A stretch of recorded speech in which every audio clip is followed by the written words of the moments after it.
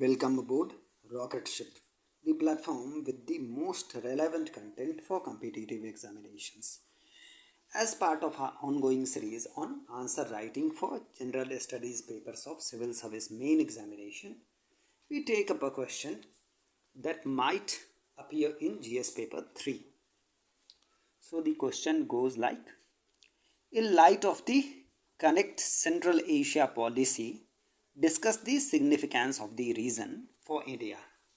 What are the obstacles in the path of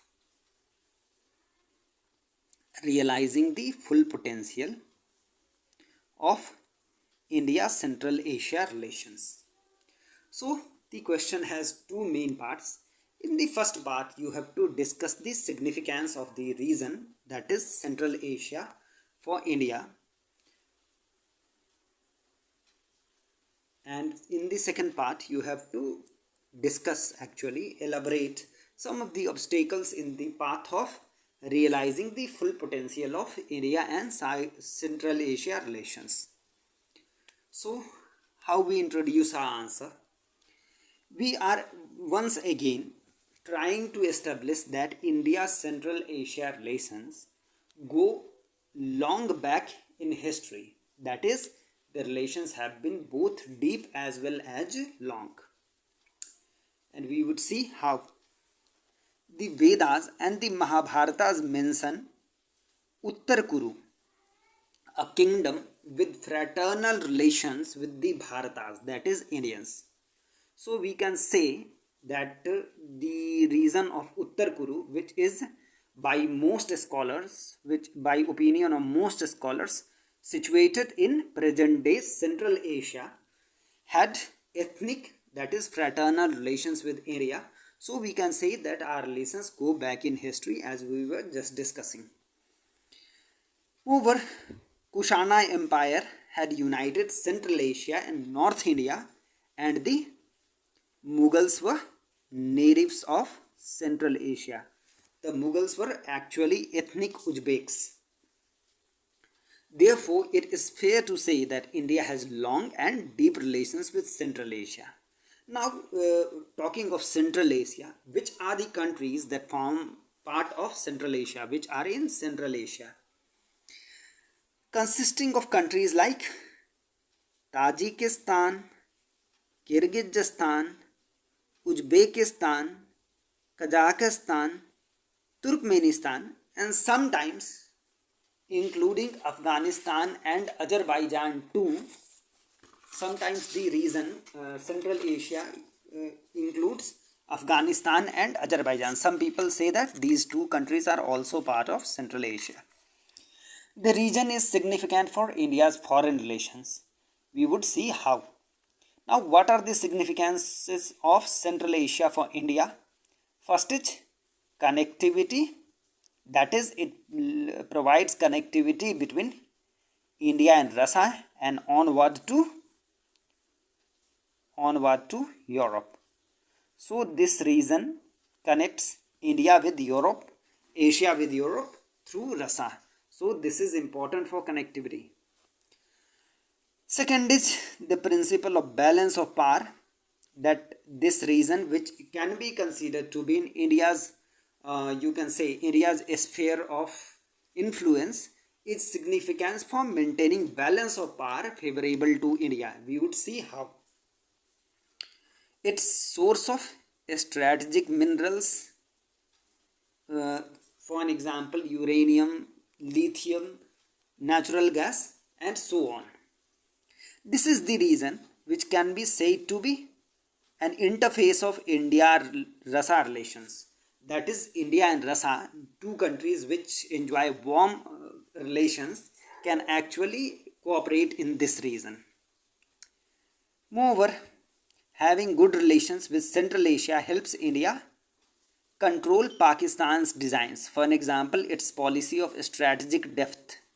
The policy is a diabolical as well as a stupid policy that is Pakistan's characteristic. What it actually says that in case India attacks Pakistan, the Pakistan army would take over Central Asian countries And in fact, Pakistan thinks that people of Central Asia would welcome them with both arms open, and in that way they could regroup in that region and counter attack India. So anyway, this strategic depth policy is there in all, you can say in all extent it is there, and having good relations with Central Asia helps India counteract this policy. Moreover, there is this common problem of terrorism which confronts both India and Central Asia, and having good relations they can cooperate against terrorism, they can fight together against terrorism. Now, taking up these points in detail, Central Asia serves as a land bridge between Asia and Europe. The potential of India-Russia relations, especially trade, can be harnessed by integrating the Central Asian region.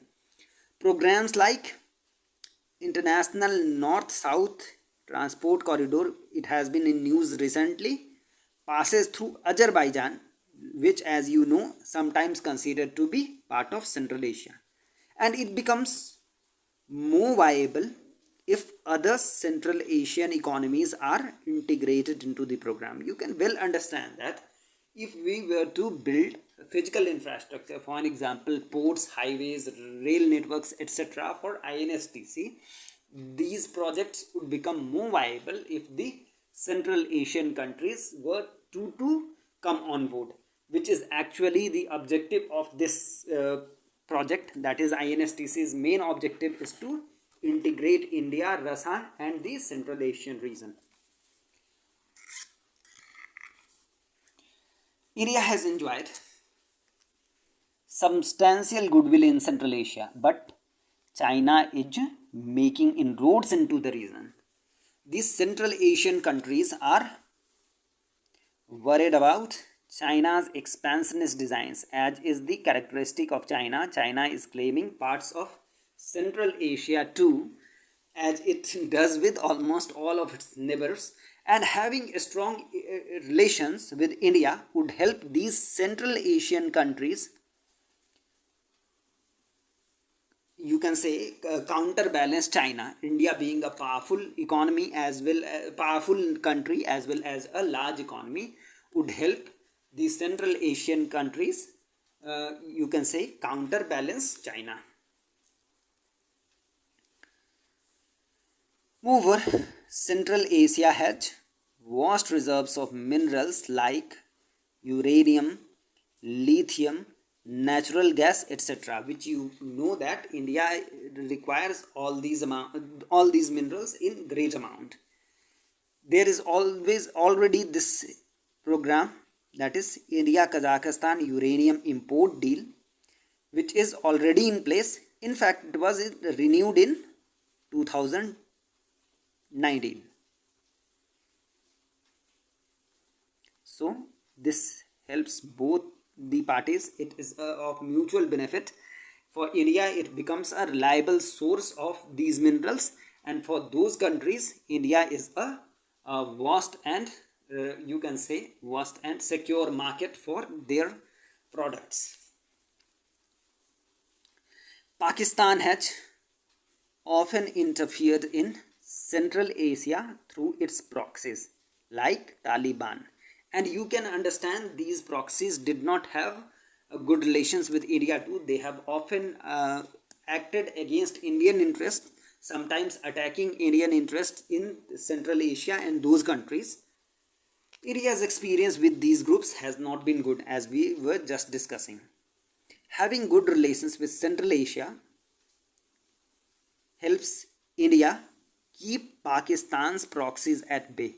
If time and space permits, you could mention the example of Northern Alliance.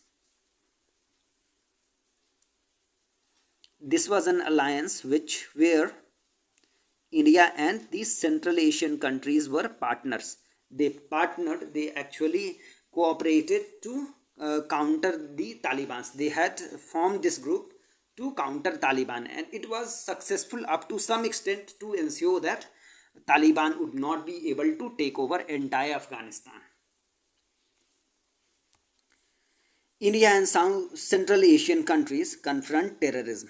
This is a common problem, especially of the Islamist variety. They confront Islamist terrorism. They can cooperate to combat this transnational threat. You could give the example of the terrorist group called Islamic Movement of Uzbekistan.